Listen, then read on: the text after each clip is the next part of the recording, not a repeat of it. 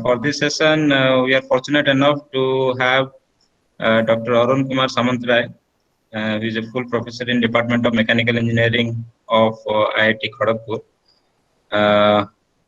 Sir obtained his graduation in Mechanical Engineering from College of Engineering Technology, Bhubaneswar. Then his MTech in Machine Design and PhD in Rotor Dynamics, both are from IIT Kharagpur.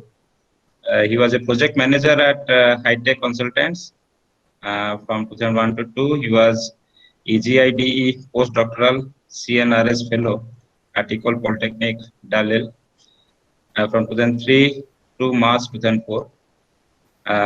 Sir has industrial modeling experience of around 25 years in varied fields. He has provided consultancy services to various industries such as Tata Motors, Mitsubishi, Mahindra and Mahindra, SAIL, ISRO, and DRDO. He was a part of teams that designed the second launch platform of ISRO at Sriharikota, Kaveri rotors, swords, and blade dampers of Light Combat Aircraft (LCA), Prithvi Missile Launcher Platform, Disc Spring and Liquid Spring Suspension System of Sagarika class missiles for Arihant submarines, etc. Not to mention, he has co-authored of commercial modeling, simulation, and control systems, softwares, symbols.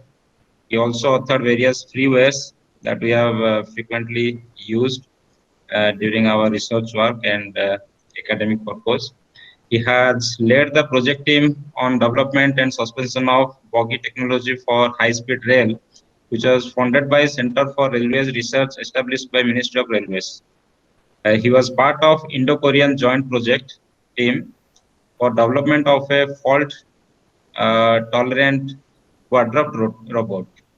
Currently, he is working on Uchchatar Abhiskar Yojana (UAY) project for development of an instrumented metro rail bogie and his dynamic analysis in collaboration with PEML Bangalore. His current research field are systems and control, nonlinear mechanics, multi-body dynamics, rotor dynamics, railway and road vehicle dynamics. He has guided 13 PhDs and currently 8 PhD students are working under him. So we are fortunate enough and personally I feel privileged to welcome sir to this particular session. I, on behalf of the FDB team of Department of Production Engineering, BSSP Bulla, welcome you to this session, sir. I request you to start the session, sir, please. Thank you, Professor Mahapatra, and welcome all the participants. A very good morning to you. So in this presentation, I will specifically talk about bearing fault diagnosis because I heard you are interested in machine fault diagnosis. And whatever you will learn from this particular presentation, you can apply that for other systems, other faults like faults in, let's say, gears, faults in drive lines, and so on. And if you are interested in manufacturing, then you can also apply those to other kinds of manufacturing machines like lathe machines, milling machines, and so on. So this is some kind of a general formulation I will present. So I will be talking about machinery fault diagnosis tools, a set of tools, and with specific application to rolling element bearings. As you know, rolling element bearings are very common in all industrial machines, especially where you have rotating parts. So these bearings, they have some basic components. There is an outer race, which is fixed to the bearing housing. Usually it doesn't rotate. Then there is an inner race. This inner race is fixed to the shaft of the rotor. So this inner race rotates. And between this inner race and outer race, there are a set of balls. They can be rollers. So you have either balls or rollers. That's why these kind of bearings are generally called rolling element bearings.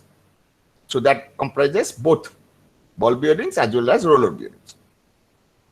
And to keep spacing between these balls, you have something called a cage. Without cage, these balls will not stay in position. They will all come down and collected at the bottom of the outer race. So that cage is there to constrain the balls to move with particular distance. We can apply kinematic analysis on this system. It's same as planetary gear system. So you can think the outer race is ring gear, which is fixed. The inner race is the sun, and these balls are the planets.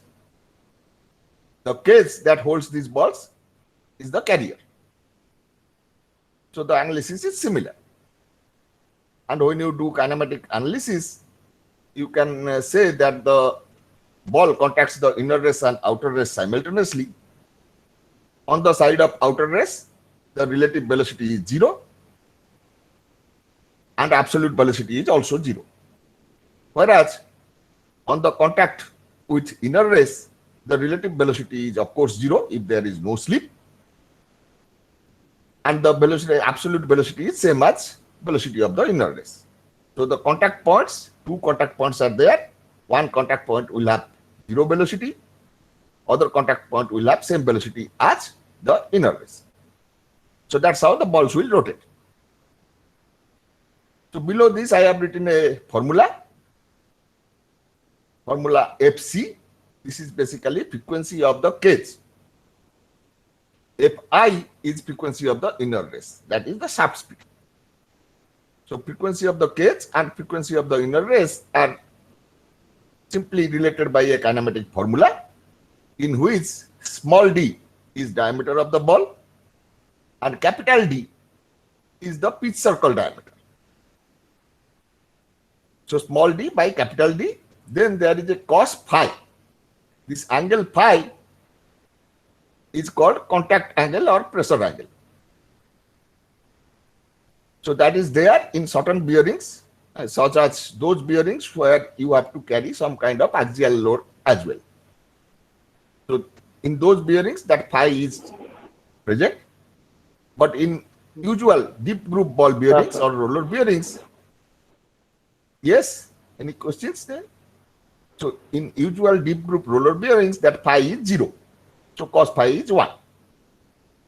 So you have cage velocity is same as inner race velocity into 1 minus ratio of the diameters divided by 2. The other frequency that is written FB, that is basically the velocity of the ball.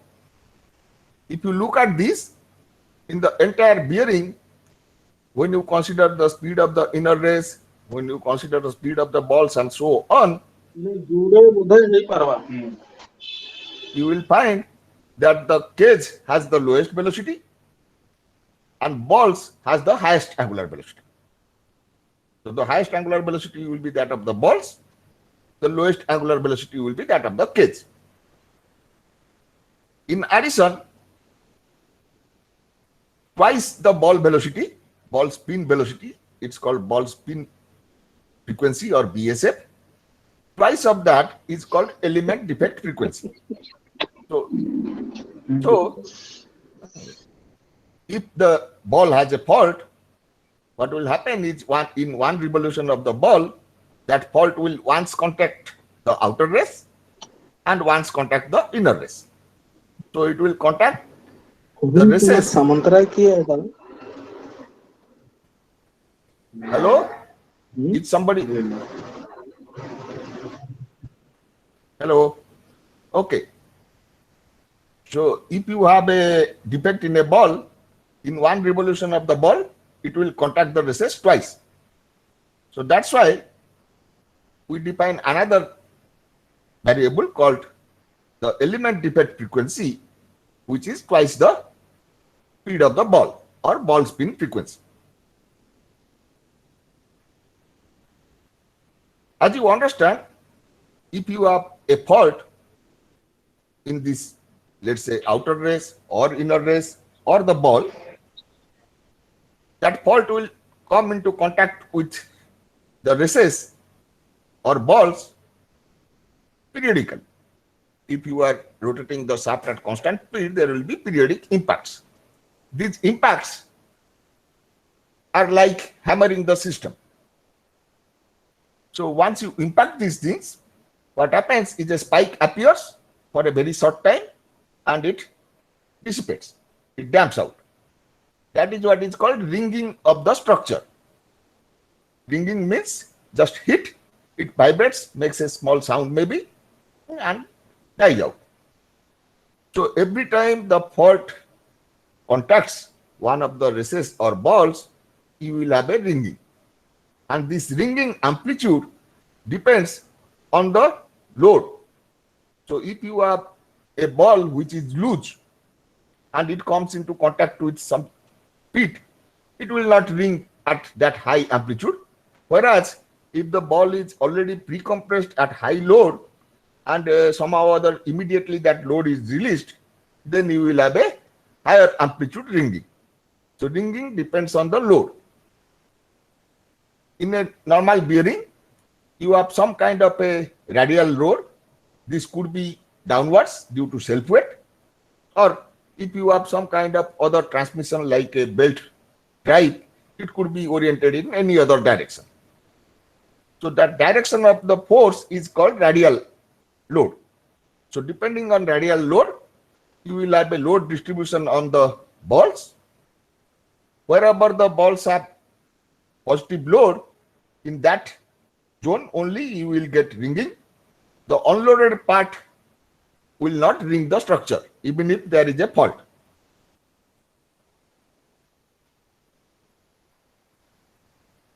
So in terms of bearing terminology, we define some bearing characteristic frequencies.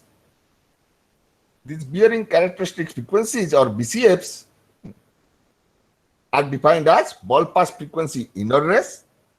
It's some formula kinematically derived. This ball pass frequency inner race is the frequency at which balls strike a fault on the inner race. And ball pass frequency outer race is frequency at which balls strike the fault on the outer race. And ball spin frequency is the rotational speed of the ball. Its twice is the element defect frequency. So here one picture is shown on the right hand side where the ringing of the structure due to encountering faults is shown. So if you have fault on the outer race doesn't rotate, it's fixed. So what happens is when any ball comes into contact with that fault, the next ball comes into contact with the same fault under same load condition because outer race is not rotating.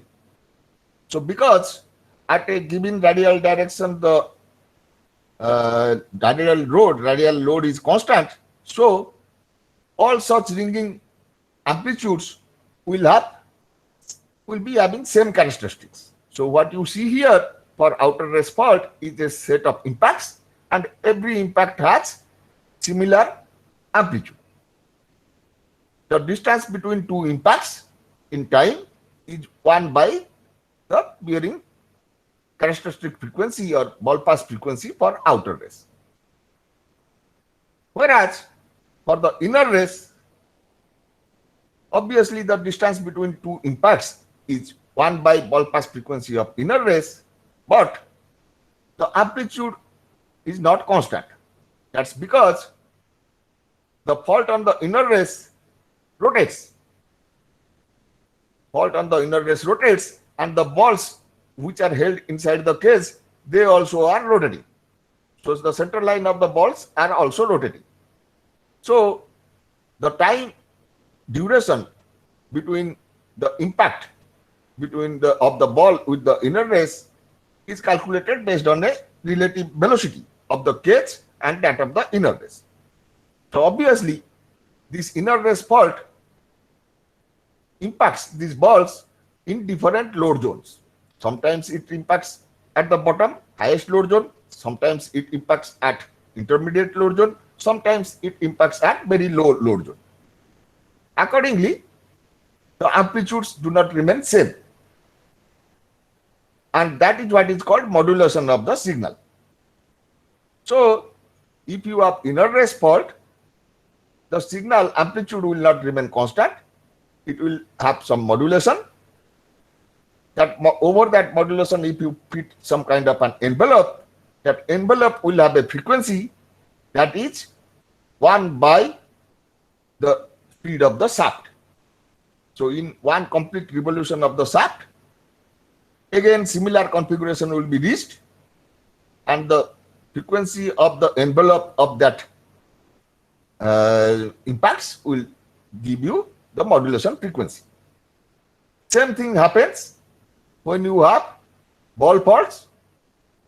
Ball also is rotating in the cage, and balls, you know, they are impacting the inner and outer races 2 times per revolution of the ball, and speed of balls is very high because they have very small radius.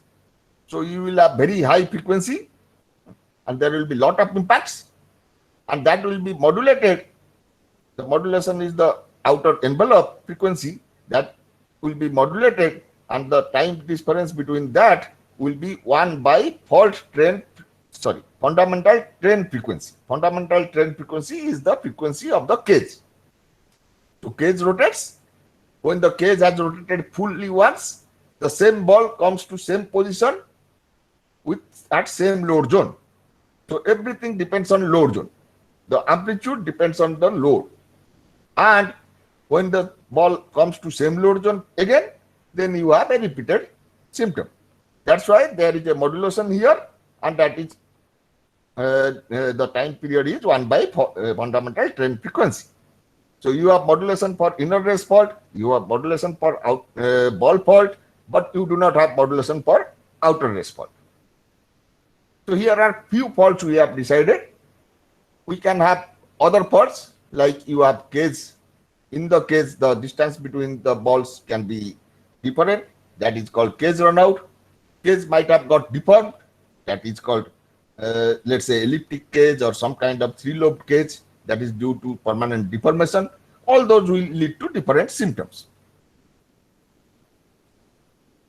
So when you take such a system and measure its vibration, obviously vibration you can measure from the housing. The housing means where the outer race is fixed. So when you measure such signals, you can measure the vibration, you can measure, let's say in motor domain, you can measure the current, you can measure acoustic emissions, all those things you can measure. Whatever you measure, the symptoms will be generally same. So you will have a set of periodic impacts. This is plotted for the outer race fault, so impact strengths are same.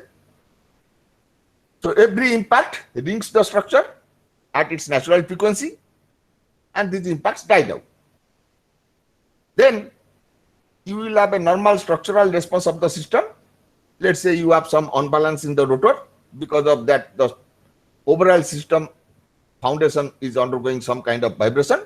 That's not a high frequency vibration. And you have ultra high frequency noises. These noises are because of environmental disturbances, sensor picking up some outside disturbance, and so on. So all these 3 components are there, and those will be added up, and you will see some kind of a response as shown on the top right corner. This is what you will measure. So when you measure this, you cannot see what is fault symptom there. From that measurement, you cannot tell what is it. So obviously, you need some kind of signal processing steps to extract the fault symptoms. That is, from the right side figure, right top side figure, you have to generate the left top side figure by eliminating the structural response as well as the sensor noises. You cannot do that completely. You can do it to some extent. And with that, we can do our data processing. The Fourier transform of the measured signal, if you see, it will not show the fault symptoms. That means you will not see the frequency of ball pass frequency at outer race. That will not be visible. You will see shaft speed and some very noisy signals, noisy response. In that, you can identify what is the structural resonance zone. So you will see a high amplitude frequency content in the resonance zone. Identification of this zone is important.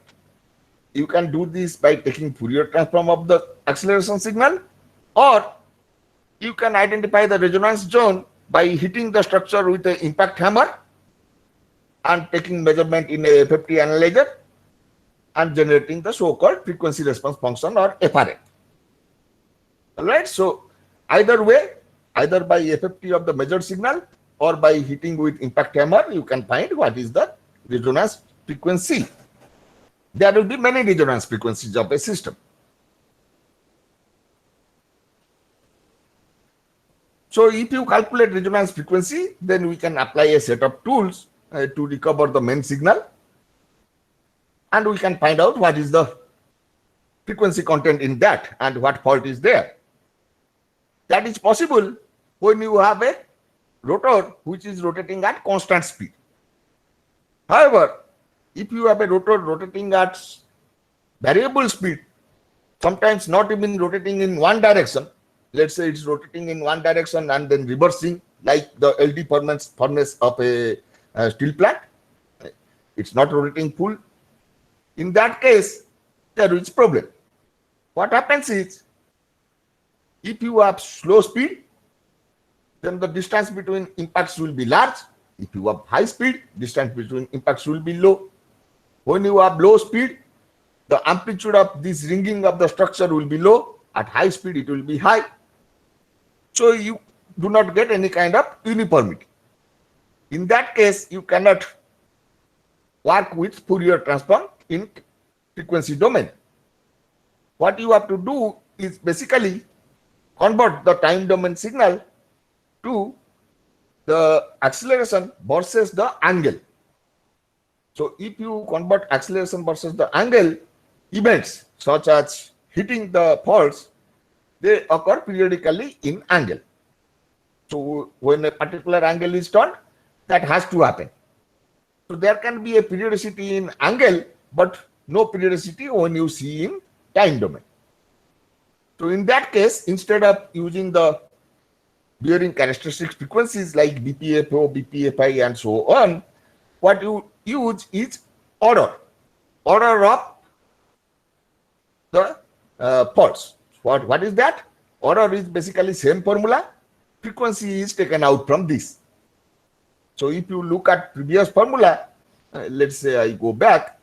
So in BPFI, you have number of balls into shaft speed, Fi is inner race speed, into something. When you do order of fault in inner race, you simply divide that by the shaft speed. So you take shaft speed out of the context. So if you divide by shaft speed, you will get NB times 1 plus whatever thing. So Fi will be removed from all these formulas. That will be order. So order will be used when the speed is not constant. Of course, you can use it when the speed is constant. There is no restriction, but it will be unnecessary. But if the rotor speed is not constant, you have to use order. You cannot work with frequency. So usually, before going to industrial case, we develop certain algorithms for diagnosis. These algorithms are benchmarked in some experimental laboratory scale experiments.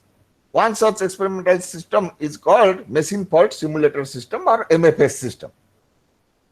So there are various companies producing MFS systems. This one which I am showing you is called SpectraQuest machine fault simulator.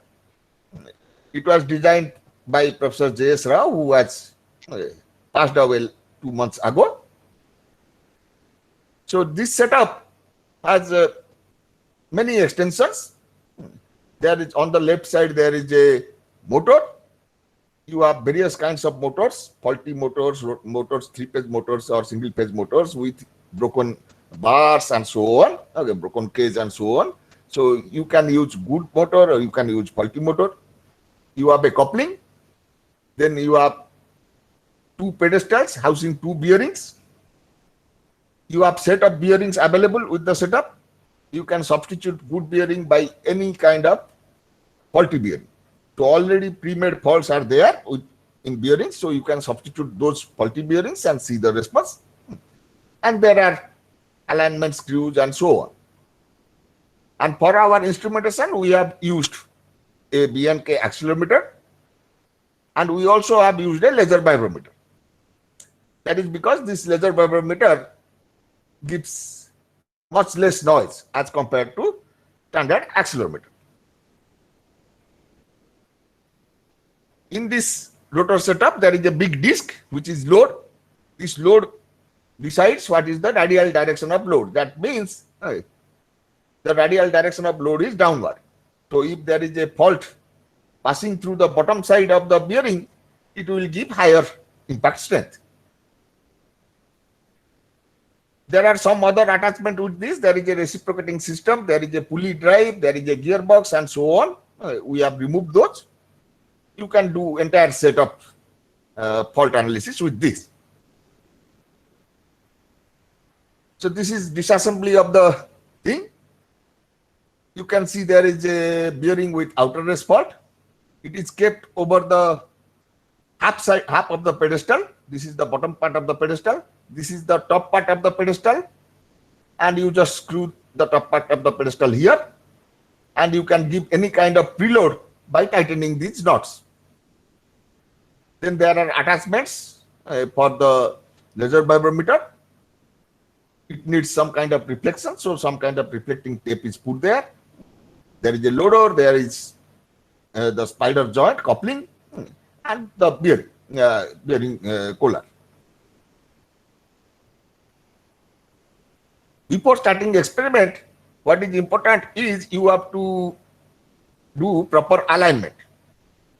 And for that, there is a laser alignment system. This is Proof Technique laser alignment system. So that has been used.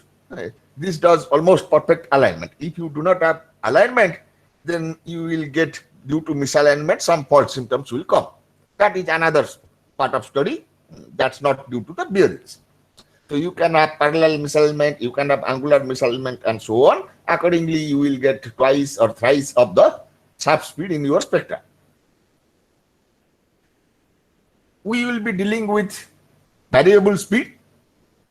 So if the speed is not constant, what we have to do is we have to measure the speed instantaneously. Especially if you have torsional vibrations, then the speed is going to change within even one revolution. So for that purpose, there is a special encoder set added here. This is the encoder disc, which has some number of 32, I think, 32 number of reflector and observer strips. And there is a IR sensor pair, IR sensor emitter pair. So that is mounted here, IR sensor emitter power, and that gives IR ray and the reflected rays are sensed. So what it happens, what it measures is when the pulse is switching on, when the pulse is switching off.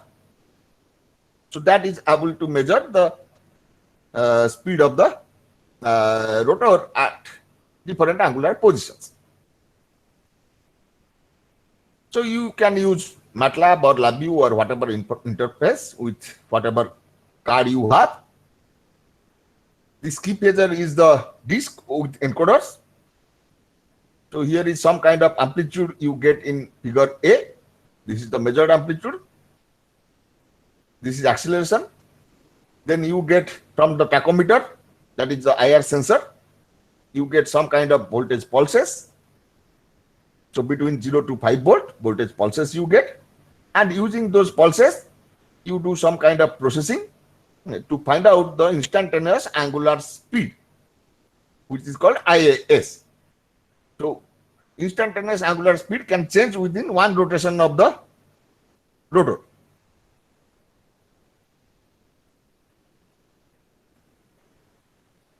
And while you calculate instantaneous angular speed, you assume that between two pulses, the velocity is obviously not constant. That's why we are using this encoder. So between two pulses, we will assume acceleration to be constant. So you have three parameters to define the angular position. B0 is some initial position, B1 is the velocity, B2 is the acceleration. So you can take three measurements. So three measurements you can take, the time instances at which these three key phasors are measured, that is they align with the IR sensor. So you know the time instances, you know the angular positions. From that you can calculate what are the values B0, B1 and B2. Then for any intermediate theta between 0 to this 2 pi, you can find the time at which that theta will happen. So you can estimate the time, and accordingly we will choose data corresponding to that time. So we will convert our signal, which is measured time versus acceleration, to angle versus acceleration. That is what is the purpose. So I have shown one experimental setup. You may not be having this experimental setup in your institute. In that case, don't worry. Case Western Reserve University, they have a huge set of bearing for data. So you can access, just type Case Western Reserve University CWRU bearing database. You will get from there the data for bearings with various levels of fault. This fault diameter is various levels of fault at various motor speeds for various kinds of faults. You have faults for inner race, you have faults for ball, and you have faults for outer race. You see the inner race, there is one column of data. For ball, it is one column of data because these will be modulated. Whereas the outer race fault is not modulated, it is constant. So depending on position of the fault, the signal strength will vary. If the load is downwards, then obviously if the bearing fault is at bottom on the outer race, then you will get maximum impact strength. Whereas load is downward and that fault is in the upper part, 12 o'clock position, you may not see any symptom because there the bearings will not get loaded. So even if there is an outer race fault, usually you don't throw away the bearing. What you do is you just rotate the bearing by 180 degrees. You can still continue to operate the rotor safely. So they are providing outer race data with the fault positioned at different angles. 6 o'clock angle, 3 o'clock angle, 12 o'clock angle. Obviously 9 o'clock is same as 3 o'clock. So 6 o'clock you will get maximum impact strength, 3 o'clock slightly less, 12 o'clock nothing, maybe two people.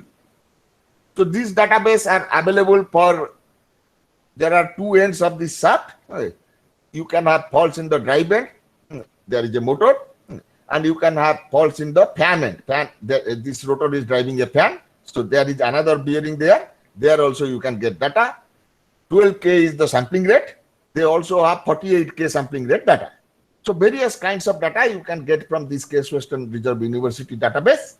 Many papers, they use this data. They don't conduct their own experiment. They simply use this data, which is well validated, and they produce their results.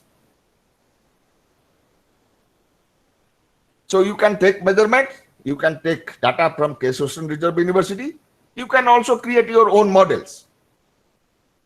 So this is some model which is a simplest model, which is called Randall model. It is a 5 degree of freedom model. Here, the inner race is assumed to be supported by springs Ks and damping Rs in X and Y directions. These Ks and Rs are basically the rotor shaft stiffness. So stiffness of the rotor shaft is connected to the inner race. Inner race is mounted on the shaft itself. It speaks to the shaft. And the outer race is connected to some kind of stiffness and damping called K pedestal and R pedestal in X and Y direction. So this is basically the structure on which the bearing is mounted. So it might be pedestal or whatever. Okay, if you have lathe machine, the entire structure of the lathe machine, that's stiffness and damping. It is usually very high. Then you have the balls. Balls are themselves not considered as rigid bodies. They are not modeled. So it's a simple model. And then from the outer race, there is a small system which is hanging. This system is not there in actual practice. This is added extra, a additional part which is introduced to produce the high frequency resonance. Because in the real machine, there are various components. Okay, high frequency resonance occurs because of some bolt is little bit loose. Okay, some place is little soft. Okay. So because of that, high frequency resonance occurs there. So here they have added one extra hanging system, which is you can tune it as you like, and that gives you high frequency resonance. On the right side, you have the schematic of a outer race fault. So there is some kind of place where the outer race has a notch. So balls will come, once ball comes here, it will enter into the notch. May not be fully, little bit it will enter into the notch. Then again it has to climb over the notch. Okay, so that way two impacts will occur. Once when it falls into the notch, once when it climbs out of the notch. And ball has to climb out of the notch because other balls are in contact with the inner and outer races. The ball which has fallen into the notch, that has lost traction. Once it has fallen into the notch, its normal reaction has become zero, so friction force has become zero, so it cannot move. It has no propelling power, but remaining balls are having some propelling power because of friction, and they will drive the cage, and cage will pull this ball out of the notch. So the duration for which this will stay in the notch or angular width is denoted as phi d. We can of course find the dimension of that, so I am not going into details.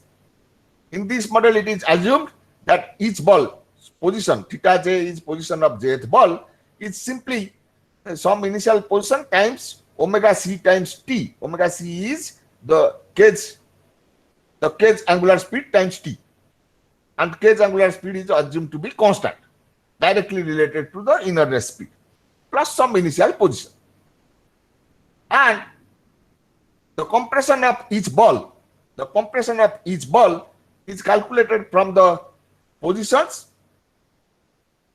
and the initial clearance, and the forces are generated, force acting on the ball, on each ball in x and y direction, is calculated as ball stiffness into delta is the compression of the ball to the power a constant gamma, and rest of the parts I will tell you.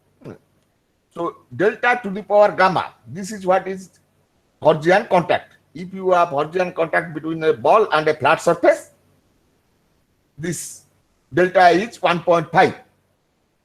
If you have Hertzian contact between a cylinder and a flat surface, sorry, not delta, gamma is 1.5 for sphere with flat surface. For cylinder with flat surface, gamma is 1.1. That is Hertzian contact theory. Then that is multiplied with h. H is a Heaviside function of minus delta j. So Heaviside function of minus delta j, this tells that Heaviside function will be 1 when delta j is negative. It will be 0 when delta j is positive. That means if there is compression, this will return 1, otherwise it will be 0. So this force will act provided balls are compressed. Balls cannot go on tension. That is the condition. Then this force acts in certain direction. So its components are taken in x and y direction, that is given by cos theta j and sin theta j. Theta j is the position of the ball. So obviously you have sin and cos components which are coming into that. So this is kb delta j to the power gamma cos theta j with Heaviside function, that is force in each ball, that is summed for number of balls, 1 to number of balls. So total sum, that is total force acting due to all the balls in x direction, and bottom one is total force due to all the balls on the y direction. So that is how this simplistic model is created. So that is one model through which you can generate the bearing data. At a higher level, you have to consider that each ball is also a rigid body. So you consider dynamics of the ball. You also consider cage has 2 degrees of freedom. Sorry, in fact, 3 degrees of freedom, one rotation and translation in X and Y. Each ball has 3 degrees of freedom. So you have a higher degree of freedom model. The free body diagrams are shown above. The free body diagram here is middle free body diagram is for one ball. So likewise, it is there for n number of balls. The right side model is for cage. You see there is a normal reaction as well as a traction force, NCY. This NCY is coming on the cage from the ball. So at the center of the ball, you have WB plus NCY. So that comes here. So ball applies force on cage, cage applies force on ball, and so on. And then there is certain formulation to calculate the deflections of the ball at contact with the outer race, that is delta O, and deflection at contact with the inner race, that is delta I. The free body diagram is shown towards the bottom right corner, and then accordingly components are taken and forces are calculated. So if you are not interested in doing all that kinematics and writing the equations, you can use multi-body dynamics software. I have shown here models made in Adams. You can develop similar models in SolidWorks, Simpac, CATIA, whatever you like. So various software are there. You don't have to go to ANSYS and Abacus or things like that, because those are for flexible bodies. You don't need that higher level computing. You can use any kind of rigid body dynamics model. So for the Adam model, we didn't create exact geometry. This is a deep groove ball bearings outer race. This is inner race for the deep groove ball bearing. Cage is not actually like this, but we created it like that. It doesn't have much of a mass. Then this is inner race, cage and ball assembled inside that. This is schematic cage for roller bearing. Right side is a roller bearing assembled, and that extension is there for on balance. The faults in the outer race are created, regular faults can be created by a notch inside the group. This is inner race fault. Inside the group there is a notch. This is ball fault. So some part of the ball is chamfered up. If you want irregular fault, you can create them like this. This bottom three are for roller bearings. So on the outer race, on the inner race, as well as on the rolling element or roller, some kind of irregular faults can be created, and those can be assembled as shown here. In that, there is also a loader. So these springs and dampers, they are not physically present. They are part of the structure. So here schematically, those are shown as extra springs and damper, but they are part of the structure themselves. So these three models I have shown you for various levels of complexity. You can go to any level of complexity. In fact, you can extend that, add gearboxes, and so on. So one of the models simulation results are shown here. This is for a faulty ball. One ball is faulty. So if one ball is faulty and all other balls are good. So here on the vertical axis frequency is plotted. On the horizontal axis time is plotted. The top curve, constant line, Fs. Fs at 10 Hz. 10 Hz Fs is the shaft speed. Cage rotates at nearly slightly below 5 Hz. That is Fc, that is cage frequency or fundamental train frequency. So if shaft rotates clockwise, cage will rotate clockwise. If shaft rotates anti-clockwise, cage will rotate anti-clockwise. So shaft and cage, they rotate in same direction. Balls rotate in opposite direction. So because of that, ball speed is shown as negative. The good ball is in blue curve. So you see it has more or less constant speed at minus 20 hertz, whereas the faulty ball, its speed is fluctuating. What happens is that when the ball fault comes in contact with the race, it loses load. So because the diameter, effective diameter, when the fault is oriented towards the outer race or towards the inner race, the effective diameter changes. It loses contact with the ball. So once ball loses contact, it is free to rotate. Okay. So during that period, ball has arbitrary velocities because there is loss of traction or friction force, but the mean velocity remains same. That is what is the red curve shows. And mean velocity remains same because other balls are still in contact with the races and cage is driving the ball forward. These are some simulation results. Okay. This shows the results for a outer race fault. And from the total simulation, I have taken a very small part of the simulation. So this is from 3.55 to 3.65 seconds. That is 0.1 seconds. So within that 0.1 seconds, some number of impulses are occurring. Due to outer race fault, you see all impact strengths are same. The amplitudes for each impact is almost same. The distance between two impacts or time difference between two impacts is the time period. That time period is obviously 1 by frequency of the outer race or ball pass frequency outer race, because this is a outer race fault. Whereas each impact is preceded by a small impact, and between that small impact and that large impact, the time gap corresponds to the width of the fault. As I have shown in the previous figure, ball once falls into the pit or crack and then it climbs over. So the falling into the pit, that is losing pre-compression, that is characterized by a small amplitude impact, and then when it climbs out, immediately it is getting loaded, that is a large amplitude impact.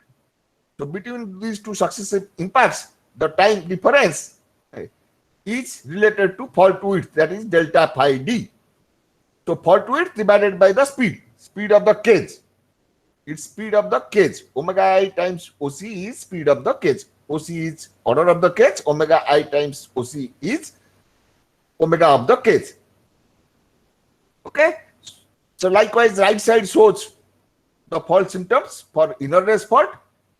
The distance between two impacts is the fault frequency, relates to fault frequency, that is twice by or 1 by the frequency of the ball pass frequency inner race, and the distance between two impacts relates to the fault width.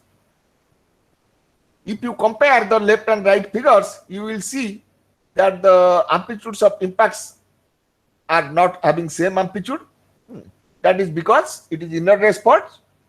It comes into load zone, goes out of load zone, and so on. Impacts are taking place at different load positions. That's why this response is modulated. So I can show this simulation to you. Let me show this simulation. Okay.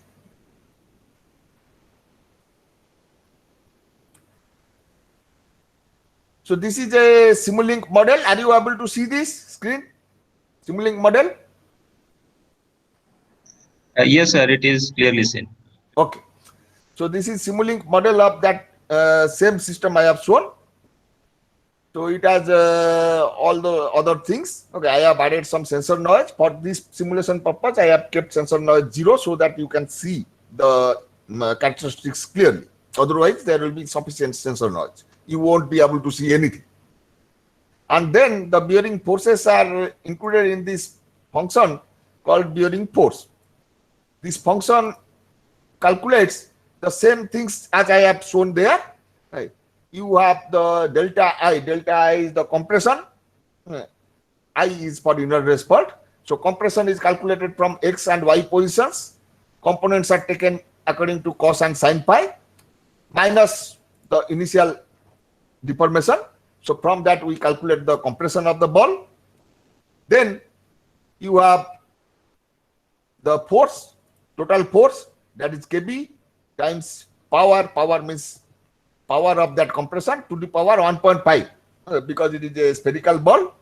So Kb times delta to the power 1.5. This gamma I is the Heaviside function. So it decides whether the ball is in tension or compression. Tension is not possible. So this calculates the total force. Then that is summed over this. There is a loop for all the balls. I can show. Yes, this loop runs 0 to NB minus 1. So that is for all the balls. So that is total thing is summed up. So total force due to all the balls is summed up. Then Fx, total Fx is calculated by summing up the existing Fx with the component of this total force, cos pi and sin pi components. So Fx and Fy. Here also initially we calculated the deformation by taking X and Y position components, and then we again reverted back to Fx and Fy components. So that's how that forces, those forces are computed. I run this model. So some data, piece diameter, ball diameter, all those are given. RPM is given. You can tell which fault is there. So let's take outer rest fault. Inner rest fault 0, ball fault 0. 0 means no fault. If I put 1, that fault is there. So it takes little bit time for simulation. I will not simulate for full thing, full 4 seconds. I will allow it to run for a few seconds and I will stop it.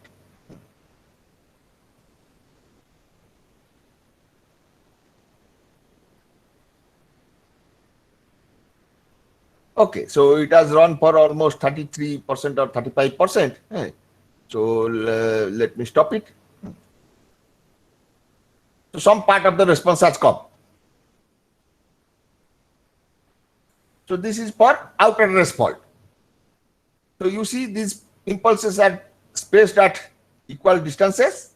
That is 1 by the ball pass frequency of outer rest. And so the signal strength is same. Obviously it is outer rest fault. And if you zoom any one of them, let me zoom this. You see in each impact there are 2 impacts. The first impact is due to the ball falling into the pit, and the second impact is due to the ball climbing out of the pit or crack. So the same thing as I have shown there. So signals are having same strength. There are 2 impacts for ball falling into and going out of the pit, and this just repeats. This just repeats. So this is for outer rest fault. Let me run it again for inner rest fault. Outer rest I make 0, inner rest 1.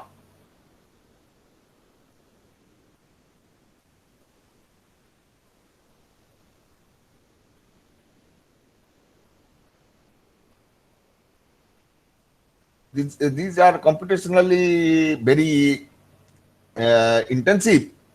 So you understand this is only a 5 DOF model, and for the next model, multi-DOF model with each ball having degrees of freedom, cage having degrees of freedom, and so on, it takes almost 2 hours to simulate 10 seconds behavior.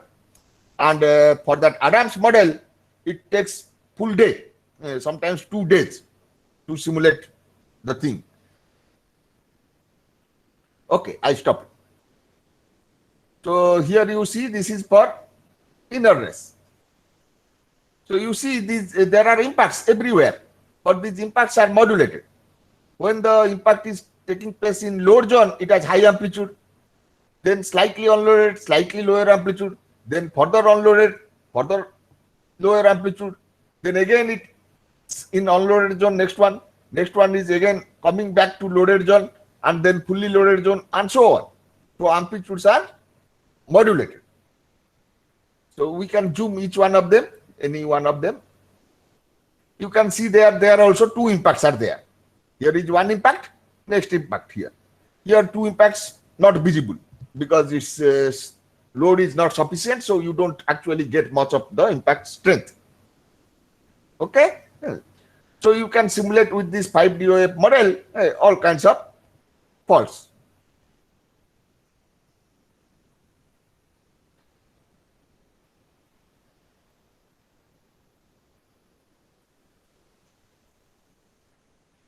Okay, so here the time period is related to the fault period or period of impacts. This TW gap between two successive impacts, very closely spaced impacts, is related to the fault width. So these are sets of results I am showing you. The first one on the left column A, B, C, D. First one is experimental result for inner race fault. The next one is from 5DOF Randall model for inner race fault. Then that multibody dynamics model, I have modeled it with bond graph, that gives this kind of a result. And Adams multibody model gives the last D result. It's very realistic, this Adams model. We have taken their corresponding envelope spectra. What is that? I will tell you in the following slides. So if you take some kind of Fourier transform of this signal after preprocessing, because this is inner race fault, you will get BPFI, ball pass frequency inner race. So prominent peak in all three of them comes at ball pass frequency of inner race. Then you will obviously have shaft speed. Fs is shaft speed. So here this is shaft speed is 10. So Fs is 10, you get a peak at 10. The ball pass frequency inner race, the order of inner race fault is around 5.4, 5.39 or something like that. Okay.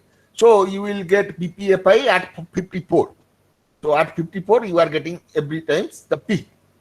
So from these peaks you can tell that there is inner race fault. And another symptom of this inner race fault will be that around this BPFI on two sides of it, you will get side bands spaced at the shaft speed. Let's say this BPFI is 100 and shaft speed is 10. Then you will get a peak at 90, you will get a peak at 110.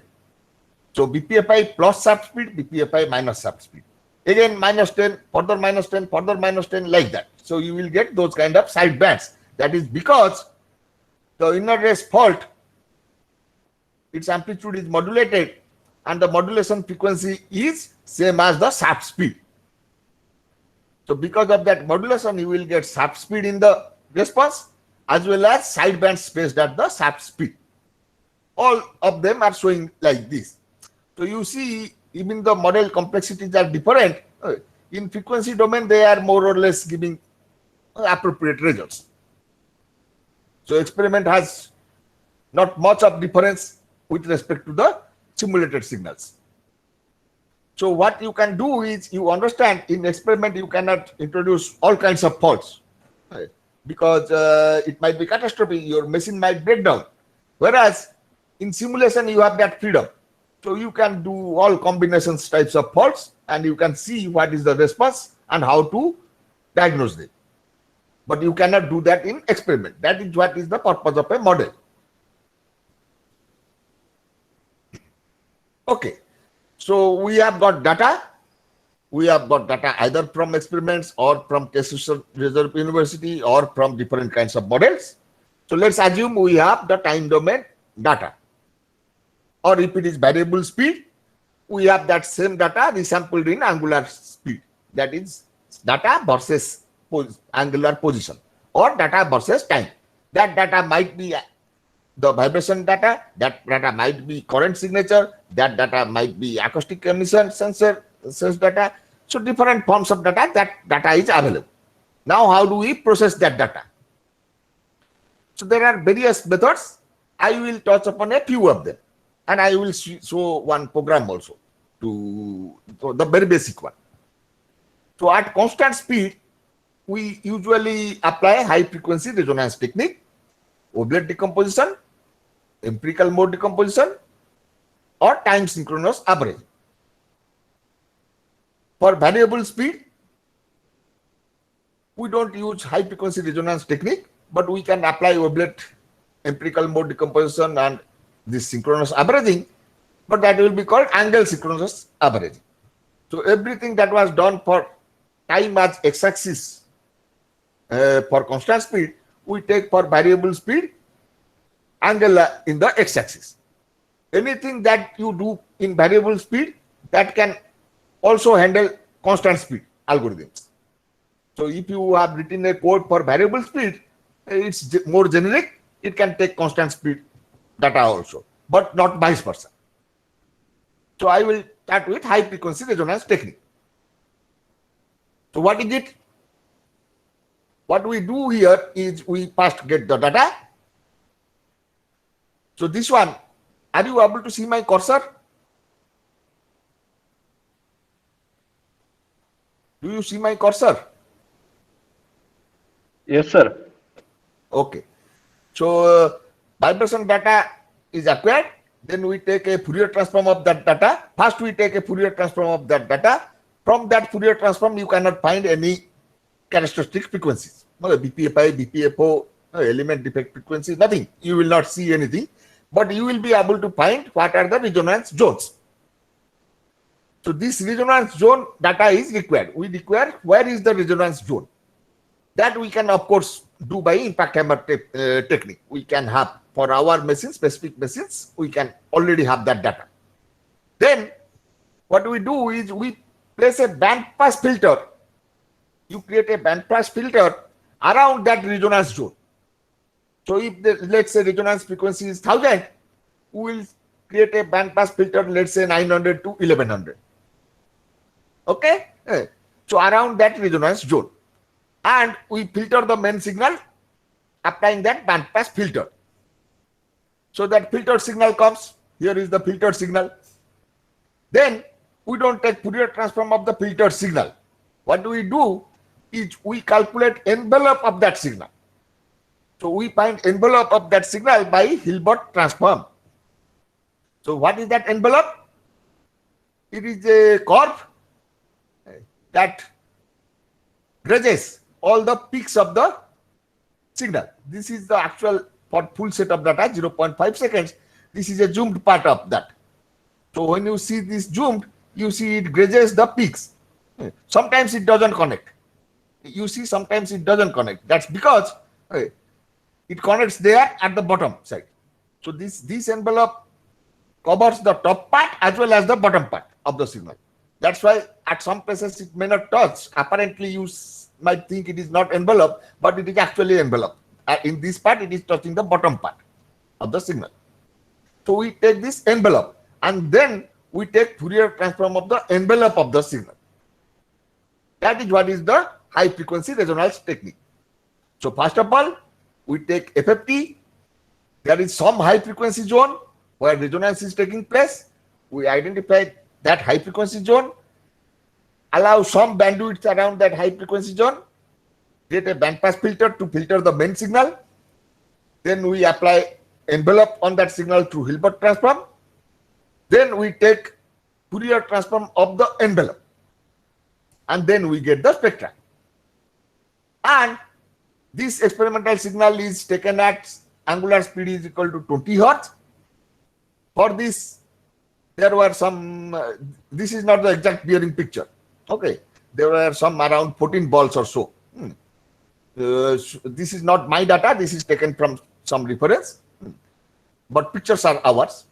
So for that ball pass frequency at inner race is 9.5. So when you multiply with 9.5, we get 190. So you see here, one peak is appearing at 190. That is the prominent peak. There is another peak appearing at twice of BPFI. So that is 380. There is another peak appearing at thrice of BPFI, 570, and so on. And around each of those peaks, plus minus half speed, side bands are appearing.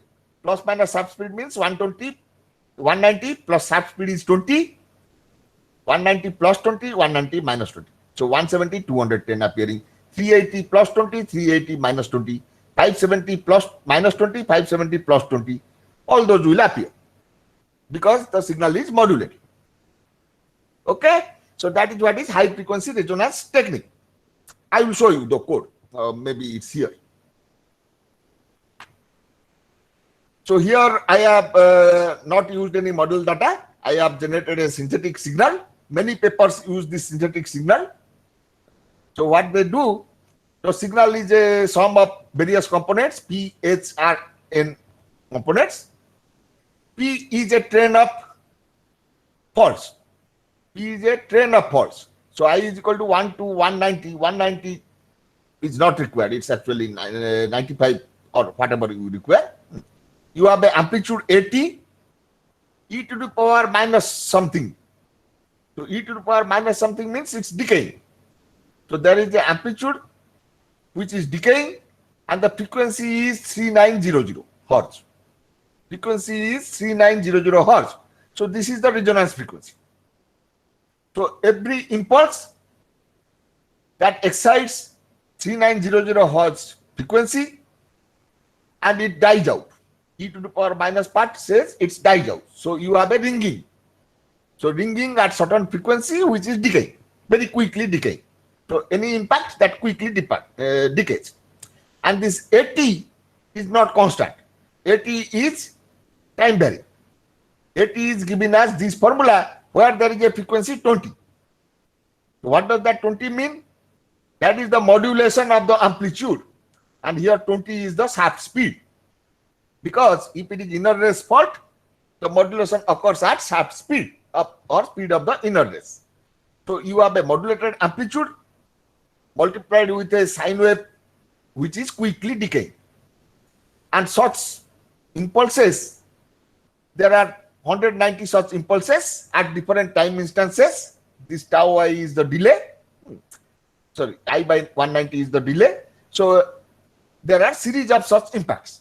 That's it. That is the main signal, main impact signal. On that, ST is added some frequency, okay, 2 pi 20t, that is due to unbalanced response. And this is again twice the unbalanced response because of shaft misalignment, 40t. So you have some other additional components, carrier components. Then RT is a random hit somewhere, a random hit that occurs at some 2000 hertz and it occurs once. That means you are acquiring signal, there is some random, let's say at some point of time something falls.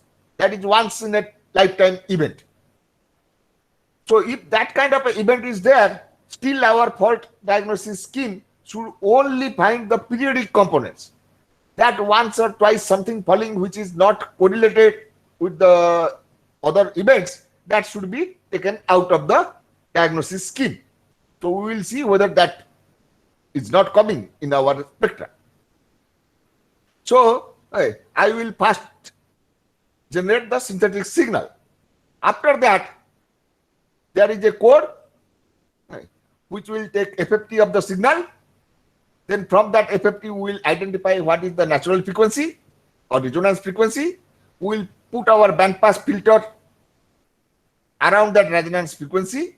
This is a bandpass filter. We design it. The frequency is 3900 and we have created our cutoff frequencies 3800 and 4100. This could be 4000. So 3900 is kept at center, plus something minus something. That is the filter width. We apply that filter, then we take Hilbert transform. This Hilbert transform is enveloping, and then we take out of that envelope, I have deducted the mean of the signal. The mean of the signal is the frequency content that will appear at 0. That is DC shift in the signal. So if a signal doesn't have 0 mean, you will get a large value at frequency is equal to 0. I don't want that. It's useless. So I have removed that DC shift of the signal. I have also squared it. I have taken squared envelope spectrum. You may not square it. You can take directly envelope spectrum by deducting the mean. Then we take FFT and plot that. So these are the different parts of the code.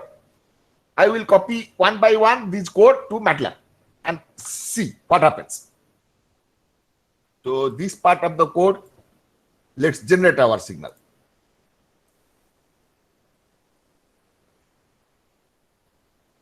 Do you see the signal? Are you able to see the signal? Yes, sir. Okay. So from this signal, we can tell nothing. Nothing, no symptoms, nothing. If you zoom it, nothing will come. Where is heat? You don't know. Okay. Nothing is visible in that signal.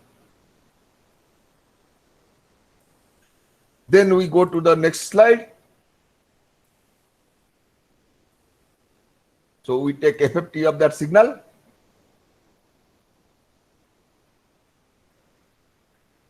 So this is the FFT of that signal. So I zoom. This is DC part I have not taken out. I should have taken out DC part, then this 0.12 will not come. So you see here, this is the resonance zone. So around 4,000, 3,800 like that. Okay. So that is the resonance zone. I will put my filter around this zone. So let me design the filter and apply it.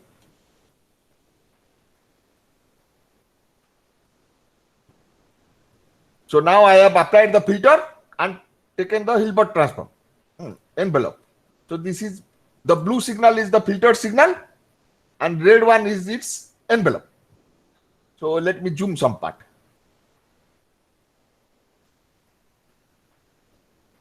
Maybe this part. Do you see the envelope? Red one is the envelope and blue one is the filtered signal. Now some pulses are visible, though not very clearly. Some pulses are visible. So I will not deal with this blue signal, that is filtered signal. I will deal with its envelope. So this red signal. So now we will plot the FFT of this envelope. We will square and deduct the mean and plot the FFT. So this is the FFT of the envelope. So let's put data tips. This is 20. That is the sharp speed. Here create a new data tip. This is 190. This is 190 minus 20.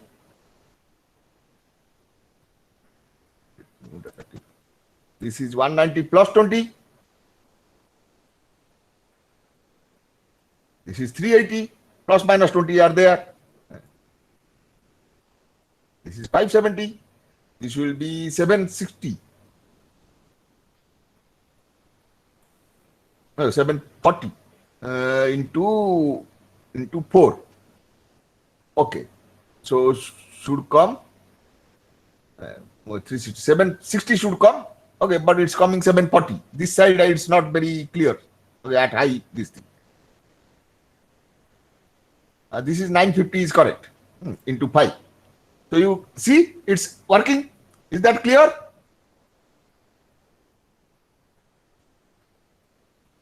Is this high frequency resonance clear or not?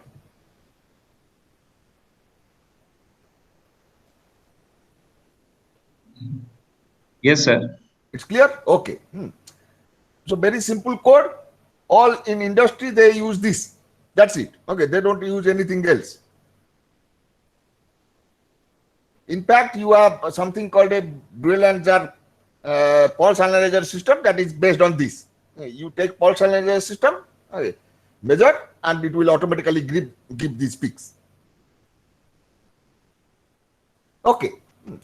So these are some experimental results. Okay, that not from simulated data. Signal A is first one is for outer race fault. And in the spectrum, envelope spectrum, we find outer race fault frequency BPFO and twice its components. Second one is for inner race fault. A for A, I means I is for inner race fault. A is amplitude. Its envelope spectrum shows BPFI and all those additional sidebands. AB is for ball faults, and its envelope spectrum doesn't show element defect frequency. You will never find for ball fault element defect frequency.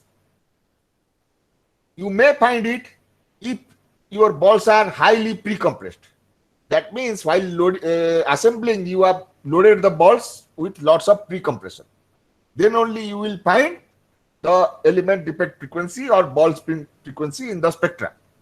Otherwise, you will not find that. What you will find is the fundamental trend frequency or case frequency. So this FC is fundamental trend frequency or case frequency. So FC, twice FC, thrice FC you will get, but you will not get ball spin frequency BSF or twice ball spin frequency, which is element defect frequency EDF. You will get that under heavy pre-compression, but then there is a chance that your bearing will can get seized. So there can be bearing seizure if you have heavy pre-compression. So this kind of analysis is good when signal to noise ratio is very high.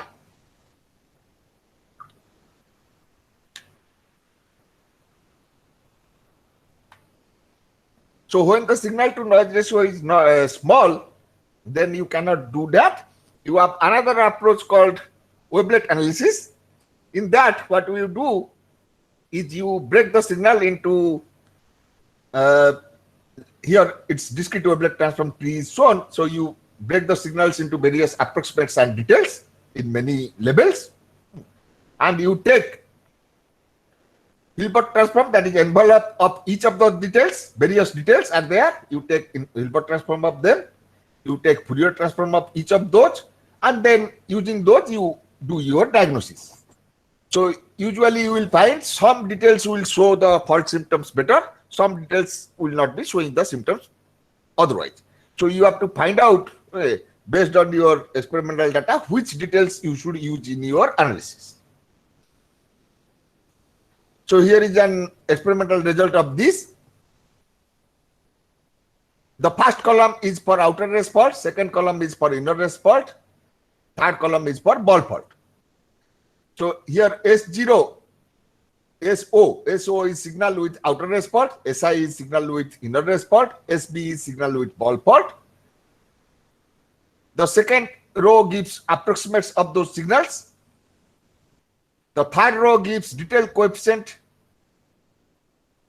number 5 for all those signals. Next is detailed coefficient number 4, detailed coefficient number 3, number 2, number 1. So we have gone up to actually 8 details, but shown up to 5 details. So you see, okay, that in this apparently fault symptoms are well visible in details 4 and 5. Some sharp peaks are visible. In details 1 and 2, there are still noisy. Okay, so we will see from these all these details their envelope spectra and find out which one is good. So here we have taken for outer race fault. The first column is envelope spectra of detailed coefficient number 4, and the second column is envelope spectra for detailed coefficient number 5, D5. The first row is for outer race fault, second row is for inner race fault, third row is for ball fault. Obviously, you find detail 4 is showing BPFO, detail 5 is also showing BPFO and twice BPFO. BPFI is seen in detail 4 and 5, and ball fault is never seen. We find case symptoms, case frequency, that is shown in both. So 4 and 5 both are suitable, but other details if you take, you don't find fault symptom that clearly. So this is multi-resolution decomposition of the signal in time and frequency domain. You take wavelet transform and select whatever detailed coefficient, and from that, if you take Hilbert transform, that is envelope, and then its spectra, you will get the fault symptoms. That is one way of doing this. But for there is a problem which wavelet you should choose. Okay, that's not automatic. Manual interference is required. There is another way called wavelet denoising. I am not going into details of this. You have some signal y is taken. Okay, there is some matrix, durability matrix omega n, through which wavelet coefficients of that signal are calculated. These wavelet coefficients are vectors, comprised of vectors. And once you have wavelet coefficients, you can actually do inverse wavelet transform IWT to get back the original signal. So for you, it's important, all these are available in MATLAB, that any signal can be broken down into wavelets with certain wavelet coefficients. Wavelet coefficients are not those detailed signals. They are coefficients of the signals from which signals are constructed. So these coefficients are then denoised. What happens is we put that there is some parameter lambda which depends on noise level. So standard definition of the noise is used to specify some kind of parameter lambda. And we say if the wavelet coefficient is greater than that lambda, we retain that wavelet coefficient. If it is less than that lambda, then it is noise. We make that wavelet coefficient 0. This is what is called hard thresholding. There is also something called a soft thresholding, a little bit different formula. And by applying this thresholding, those wavelet coefficients, they are shrunk.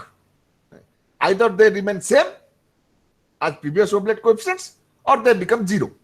Here, of course, they are modified. So we just change those wavelet coefficients. And using those wavelet coefficients, we again apply inverse wavelet transform to reconstruct the signal. Now this signal is a denoised signal. So whatever noise in the signal, we can eliminate that. So there is this hard thresholding, soft thresholding. There are various other kinds of thresholdings available.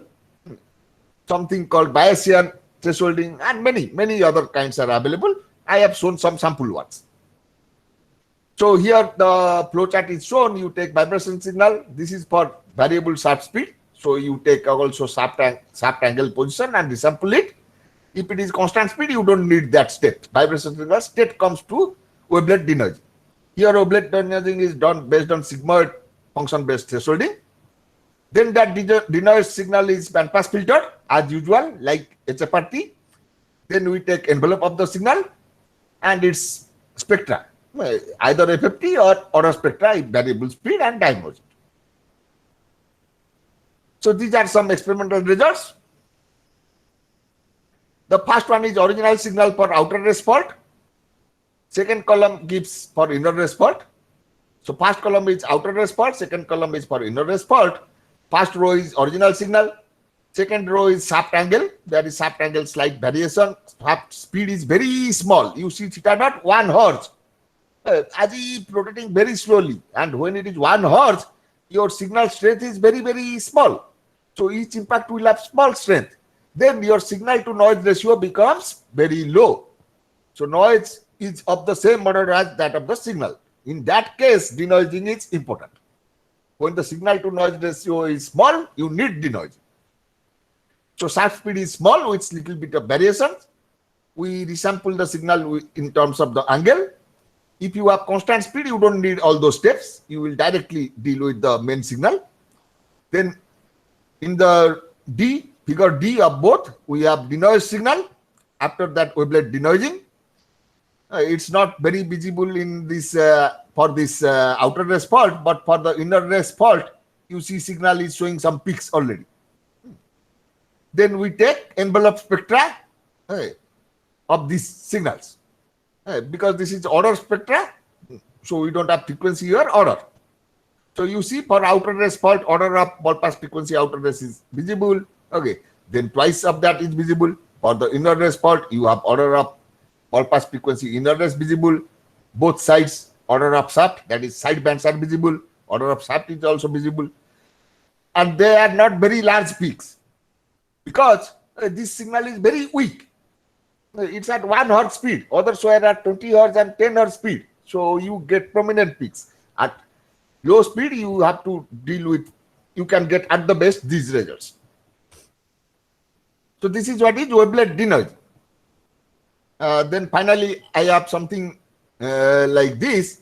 This is called empirical mode decomposition. That's another way of doing the thing.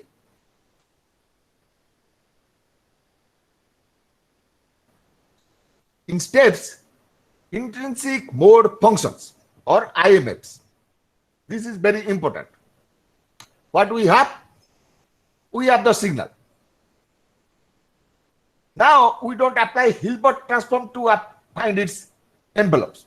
We don't apply Hilbert transform. If you apply Hilbert transform, you get one envelope that is common for top and bottom. Here we generate separate envelopes for top and bottom. So what we do? We take all the peaks. Here is a peak, here is a peak, all the maxima in the signal, and we pass, we fit a cubic spline through that. Cubic spline is fitted through all the maxima in the signal, all the local maxima. And another cubic spline is fitted for all the local minima. So you have two cubic splines, one for the maxima, fitting the maxima, one fitting the minima. And then we take mean of these two envelopes. Okay? So this envelope is different. It's not found through Hilbert transform. It is fitting of the maxima of the signal through cubic spline fitting. All manufacturing guys, you should be knowing very well. Okay, what is cubic spline fitting? And similarly, all minima, cubic spline is fitted. These two splines, we take average of those, that is the mean line. Then this mean, from the main signal we deduct this mean. So this is the main signal. This gray line you see, that is the mean of the two envelopes, the upper envelope and lower envelope. So this gray line is deducted from the main signal. Then you get this. You get some kind of signal which is like this. Now, in this signal, you find in these parts, maximas, local maximas are positive, local minima are negative. Local maxima positive, local minima negative. Local maxima positive, local minima negative. Like that. Okay? So maxima is in positive side, minima is in negative side. But here is a place where maxima is negative, minima is negative, of course, and here is another place where there is a local maxima and then small minima which is positive. Here also you see there is oscillations here. Here the maxima is negative and here there is a minima which is negative. Fine. So when you have a maxima which is negative or a minima which is positive, that is not allowed. You must have all local maxima positive, all local minima negative. That is what is required. So to do that, there is another set of algorithm which is similar, which is called shifting algorithm. So where do you need shifting? In that place where you have local maxima negative or local minima positive. So in that case, you will require shifting. So this signal, we apply shifting to this signal. This part of the signal, nothing happens. There is no shifting required. In this zone, shifting is applied. And once shifting is applied, you see, now all local minima are negative, all local maxima are positive. Then this algorithm stops. So this is, and the output is the intrinsic mode function or fast IMF. This is called H1, a function of time. Now, once you get this fast IMF, again on this you fit a cubic spline for the peaks, a cubic spline for the minima, a cubic spline for the maxima, find the average. That average will not be zero. That will be something else. It's not zero. And then again deduct the average and so on, go on. You will get second IMF. So you have first IMF, then apply the same algorithm as on the original signal on the first IMF. You will get second IMF, third IMF, and so on. So I will show one sample of that. So this is the main signal. This A is the main signal. B is the first IMF. I have not zoomed it, so it's not clearly visible, but B is the first IMF. C is the second IMF, D is the third IMF, E is the fourth, F is the fifth, then sixth IMF, seventh IMF, eighth IMF, ninth IMF, 10th IMF, 11th IMF. After that, you cannot apply the algorithm. Okay. After that, you have only one local minima, so you cannot apply the algorithm. Nothing to feed the cubic spline. To feed the cubic spline, you need at least 3 points. Oh, that is not there.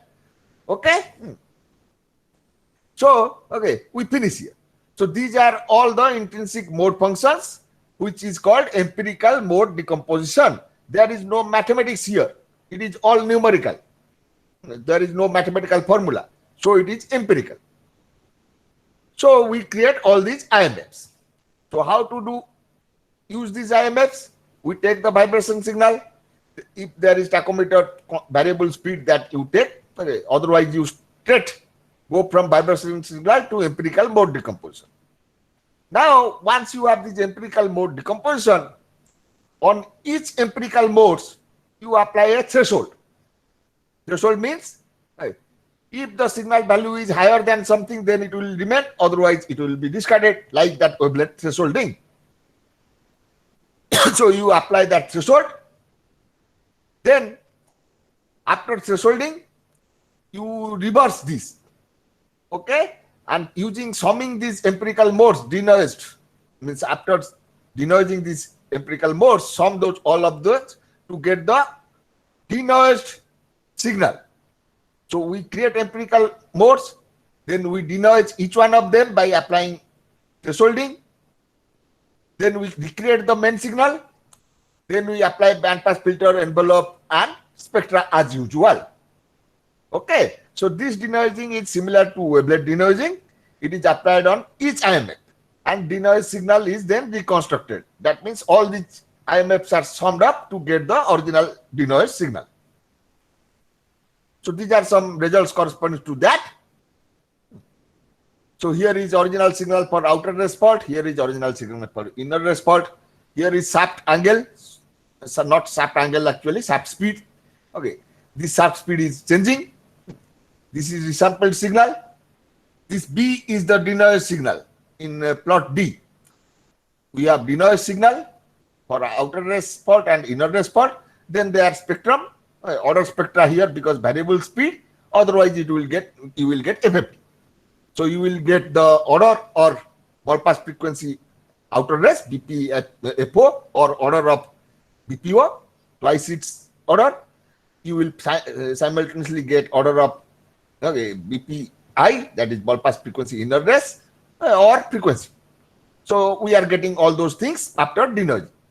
So it's another way of doing denoising, not through wavelets but through empirical mode decomposition. This is again empirical mode decomposition for ball fault. Obviously similar steps, but for ball fault you don't get element defect frequency or ball spring frequency, you get order of the cage, that is fundamental trend frequency. And this one is for combined fault. That means in MFS system you have bearings with inner rest and outer rest fault together. You have bearings with inner rest fault, outer rest fault and ball fault together. So there are individual bearings with single faults, bearing with multiple faults. This is a bearing with 2 faults. So here also you get for these 2 faults, inner rest and outer rest fault, you get order of ball pass frequency inner rest. You also get order of ball pass frequency outer rest. So you get both of those. So it's possible to find whether multiple faults are present. Then a simple technique. This is the last technique I present. This is called time synchronous averaging or angle synchronous averaging. For constant speed, you have time synchronous averaging. For variable speed, it is angle synchronous averaging. So what is done here? You have a long signal. In this, look at this plot A on the left side. You have a long signal with repeated patterns. What you do is you shift it by an assumed amount. Let's say you assume it is ball pass frequency outer race. We assume that this is outer race fault. It may not be so. It is an assumption. So if it is ball pass frequency outer race, this is ball pass frequency BPOI. It's not BPOI. Okay, it is order of outer race, inner race. So this is inner race frequency. So if it is inner race, you assume inner race fault, then 1 by that inner race frequency inner race characteristic frequency we take, that is the time we shift all data by that amount, shift left by that amount. Okay, so if we shift left by that amount, it will come here, this will come here, and so on. Again shift left, again shift left, again shift left, and so on. So this signal is there for much longer, and then we average them. So if we average, what happens? There is a high amplitude signal here because it was in load zone. Next one was not in load zone. Then further less load zone.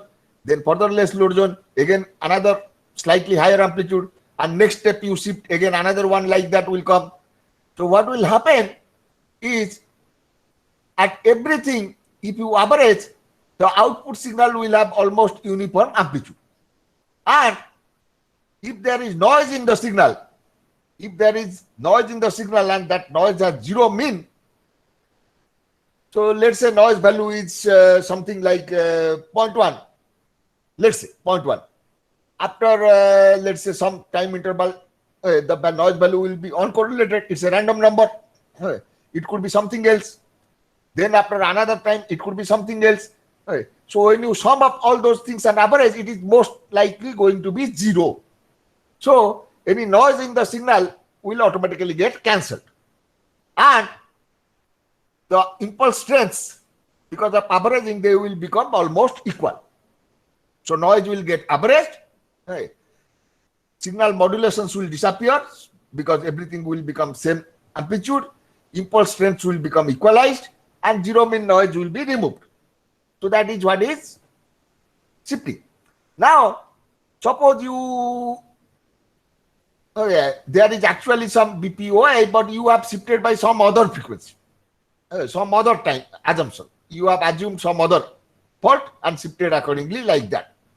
So in that case, what happens? The average signal will become 0 because below this that will not come, exactly that will not come, something else will come, and so on.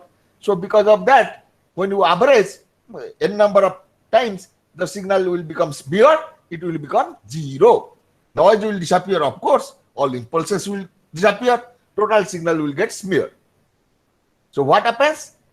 You hypothesize a fault, find the period of that, shift the signal left by that amount, once, then again 2 times, 3 times, so on, average all that signal, and then check whether the signal has good fault symptoms or it has got smear. If it has got smear, then obviously that hypothesis is wrong. If you get sharp peaks, that hypothesis you have taken is good. So that is what is the principle. So this is one example of that. Here is our main signal. Here it is giving some 3 shifts. You see, you have to shift 1, 1, 1. I have done here 3 shifts. So this signal is shifted thrice towards left. Obviously, this part is absent. After this, no data is there. So when I shift it here, and data is missing. Then again, we average these two. Once we average these two, little bit of noise is reduced. These amplitudes are becoming little bit normalized. And this part, you don't have average because this data is missing. So you cannot get average here. So for this part, you retain whatever was existing. This is a shift long. Many such shifts are done. So this is a shift, let's say 30 shifts. So when you have shifted this part here, you see lot of data is missing. Okay, because after that no data was there. So now you average. You see very fine peaks. This is not just average of these 3. This is average of, let's say 30 such shifts. So when you have done 30 such shifts, you see all these symptoms are clearly visible, noise is removed, and this part is not done because data are missing. So now out of this I zoom, let's say, a small part here. If I zoom there, this red one is the averaged one. You find very good averaging. The blue one is the original signal. Original signal was completely noisy. The red one shows very good averaging with noise removed. And this is the end one. Some segment taken from end one. You see it's not well averaged. Data is not available. So this is how the averaging is taking place. This averaging shift is done as per time, for time synchronous averaging. If you have constant speed, it is as per angle if it is variable speed. So that algorithm is straightforward. Forget about tachometer and all those things. Those are for variable speed. So you take signal, you do angle synchronous or time synchronous averaging at outer rest fault angle.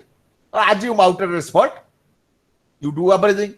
Assume inner rest fault, do averaging. Assume element defect fault, do averaging. Assume case fault, do averaging. So after each of these averaging, of course, bandpass filter, envelope and spectra as common. Everywhere, bandpass filter, envelope and spectra, and you diagnose. That is what is the principle. So you will see one of these hypotheses may be correct. If you have one of those hypotheses correct, you will get the fault symptom in that spectra. If the hypothesis is wrong, signal will be smeared, you will not see any amplitude. And if all of them show no symptoms, then there is no fault in the bearing. So this is one illustration, simple illustration of hypothesis testing. This is the signal. This is wavelet or empirical mode decomposition based denoise signal. Then we average this signal by successive shifts. So we have taken some hypothesis that it is outer rest fault. We average it. Then we take its Fourier transform, find where the frequencies, resonance frequencies are there, put a bandpass filter. And after bandpass filtering, we get this. Then we take envelope of this signal. You see now, both top and bottom envelope, its periodicity is very clear, and we can find out what is the fault actually. From the time gap or angle gap, we can tell what is the fault. So if we get a periodic response like this, that means our hypothesis during the shifting, averaging, that it was the outer rest fault, that is correct. But if I don't get it here, then my hypothesis is wrong. It's not outer rest fault. So here are experimental results. This is for outer rest fault, inner rest fault, ball fault. Actual signals are taken for outer rest fault. This is for inner rest fault. This is ball fault. This is hypothesis. This is hypothesis that averaging is done as per inner rest fault. So if inner rest fault hypothesis is applied and signal is for actually for outer rest fault, then you don't see anything here. Here actually inner rest fault is present. Hypothesis is inner rest fault, so you get order of BPFI. Here your signal is for ball fault, hypothesis is for inner rest fault, you don't get. So you get wherever hypothesis is matching, that is the fault. Likewise, here averaging is done for outer rest fault and signal is outer rest fault. Then here the validation is done. So this is a valid thing, outer rest fault exists, these are not. This is done as per ball fault or element defect fault, you see nothing. Even for ball fault, you are doing it for ball fault, you don't see anything. That is because we know ball fault never come in spectra, because balls are passing through unpreloaded zones or unloaded zones. Rather, if you have really ball fault and you do averaging as per case fault or case frequency, then you will see this. So when you do averaging as per case, you get order of case, twice order of case, thrice order of case. You get here also order of case, and twice order of the shaft. That is the modulating things. So you can validate. So this is hypothesis validation. And if there is no fault, then you will see none of this is validated. Okay, so we will conclude So these are some techniques I have shown. There are other techniques like spectral correlation, autoregression modeling, and so on, ARMA, AR, and so on. There are short-time Fourier transforms. You can produce a waterfall diagram. There is minimum entropy deconfiguration, which is a little bit mathematical. You know that noise is totally uncorrelated, almost random. It has high entropy. And these impact impulses, they are correlated. That is the event that is repeatedly happening, so they have low entropy. So entropy is measure of disorder. Minimum entropy is measure of order. So if you can find order in that disordered data, then you can find the fault. That's minimum entropy deconvolution. You can apply data analytics techniques like support vector machines or principal component analysis. This is an example of support vector machine in two planes. Okay, there are many vectors. Let's say this is example in x1 and x2, two support vectors plane. In that you can cluster the data for healthy and different kinds of faults. Okay, maybe one is for outer race fault, one cluster for inner race fault, one for ball fault, and so on. Okay. And some for good fault.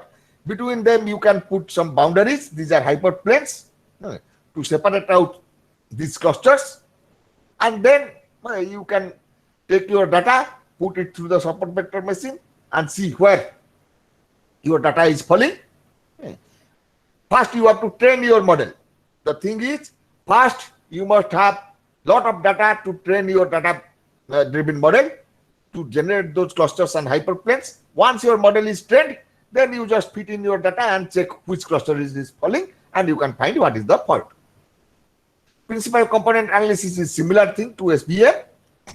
And then you have, of course, fuzzy classifiers, genetic algorithms, and so on, and other artificial intelligence methods, okay, mostly using kurtosis as a statistical parameter. For bearings, usually kurtosis turns out to be the best parameter.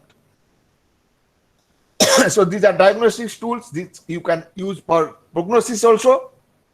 So in prognosis, you have to estimate the degradation, maybe how these clusters are moving, or how those spectral amplitudes, whatever amplitudes we have seen all over envelope spectrum, how those amplitudes are changing, increasing. So that is a kind of parameter. Then using that parameter, we can fit a degradation model, that how that parameter or amplitude of the spectra is changing with time. That is a degradation model. Then we extrapolate that degradation model to find when it will exceed something called a failure threshold. Okay. And during degradation model fitting, we have a confidence bound. This is, let's say, a degradation model, middle one.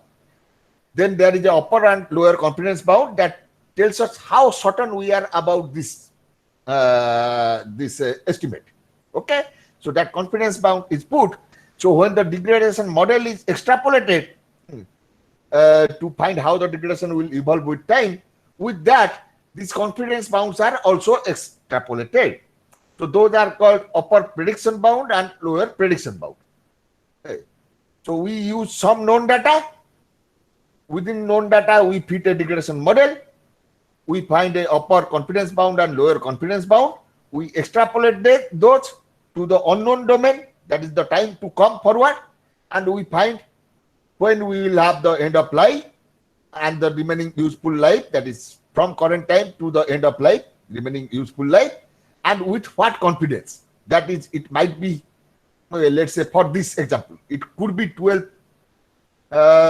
into 10 to the power 4 seconds, or it could be 16 into 10 to the power 4 seconds.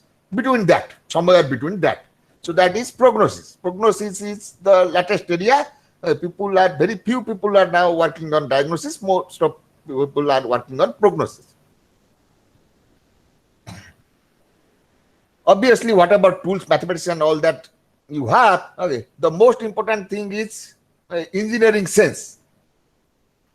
When you are working in field, of course, all of you are professors, faculty members, but maybe you will be doing some consultancy with some industry. The most important thing is having experience.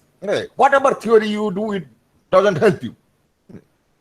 So I will recall, my late Professor Amalendu Mukherjee. You might not be knowing him. He was a talks expert in bond graph modeling. He was one secretary of Association for Machines and Mechanisms, AMM. India. Okay, and he was organizing chair of NACOM, IPTOM, and so on, IPTOM conferences and so on. Okay, and he was vastly experienced. He could actually hear, smell, see, feel faults just by experience. Okay, he will touch the bearing and tell, okay, this bearing has this fault. You will go near that, touch his ear on that, okay, in the rolling mill, okay, and he will tell, okay, this particular bearing is wrong, maybe that gearbox has a fault, and that will turn out to be the fault. No measurement, no equipment was required. He could diagnose it like that. So as per him, I also feel so. Okay, we as engineers are doctors of machines. We create machines, we also are its doctors. And to be a good doctor, we must have good experience. We must understand the symptoms. We must understand the pulses. Okay. So I have given some examples how you can actually feel. Using just your feeling, you can tell what fault is there. So finally, I tell you, okay, this is my highlight, whatever I have taught. Okay, what I can teach it 100 times, it will not help you. Okay, no course can actually help you in this regard. You only have to experience this. Nothing can surpass learning by experience. What you learn from your own experience, from your own life, that is what is meaningful. No course, no experiments, these are not going to help you. So these are some of the references. Right now, I am not really working much on this machine fault diagnostics. I have moved to prognosis. So whatever I have presented is based mostly on the top 4 papers with my PhD student, long ago PhD student Chintamani Misra, who is a faculty in NIT Durgapur now. And the bottom 3 are my current works on prognostics. I have moved from machines to mostly process engineering field and electronics and electronic packaging. So those are obviously in electronics journals, okay, IEEE journals and things like that. And top 4 are mechanical engineering related things. And there are, of course, various books, you know, Harris, bearing handbook, that's main book. Donovan and Johnson's paper is for wavelet denoising. Wang's paper is there for EMD. So those books are very well known. So you can read everything from there. So that's all from my side. Thank you very much for listening attentively. I have sent 10 questions, MCQ questions to the organizer. Maybe he will take a quiz. I don't know when and what is the schedule and format for that. But that is that will be handled by the organizer. So once again, thank you. If you have any questions, I am ready to answer that.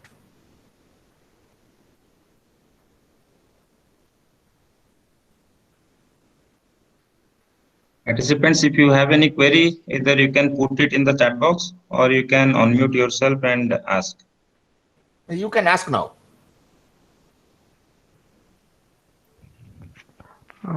Hello, sir. Yes. Sir, it was good, sir, listening to you.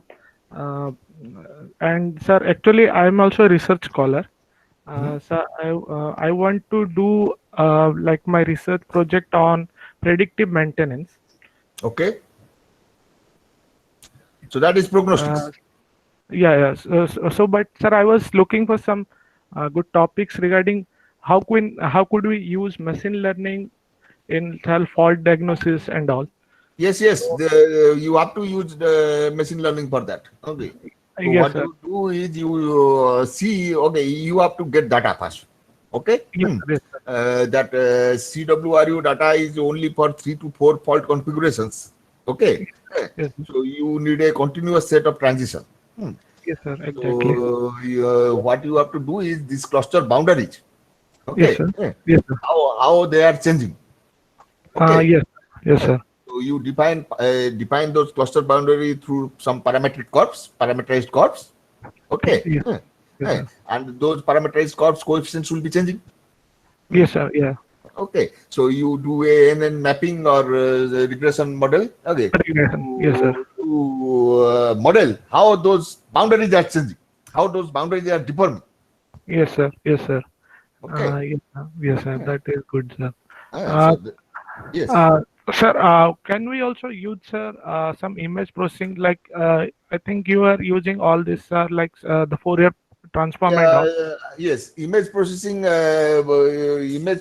Which image you will process?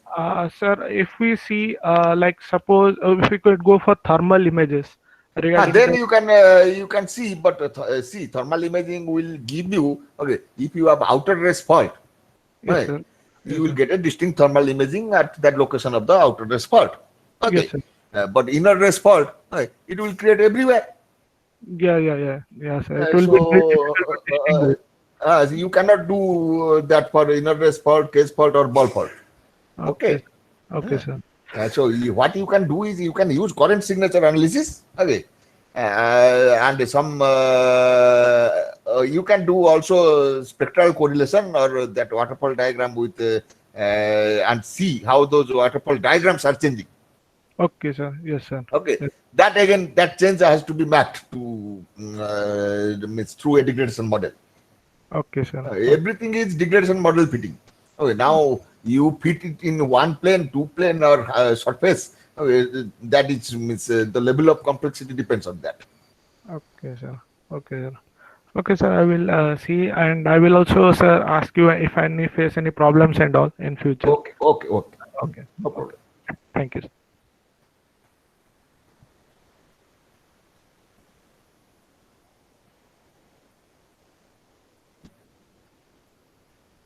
So, participants, any further questions?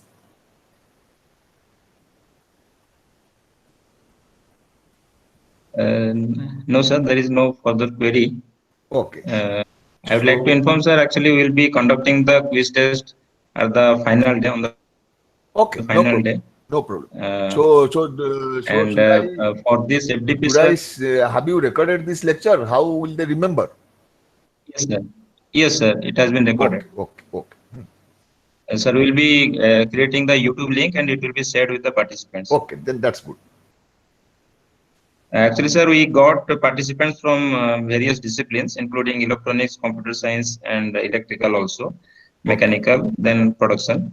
So few of the participants actually they requested us for to have a session on this fault diagnosis. So there will be no better person than you, sir. So we, the organizers, we requested you, and you accepted the invitation within a very short span of time.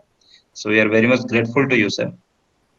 And Okay, it it was was my pleasure. very nice to listen in attending this particular session, and I hope the participants will be getting some value out of it.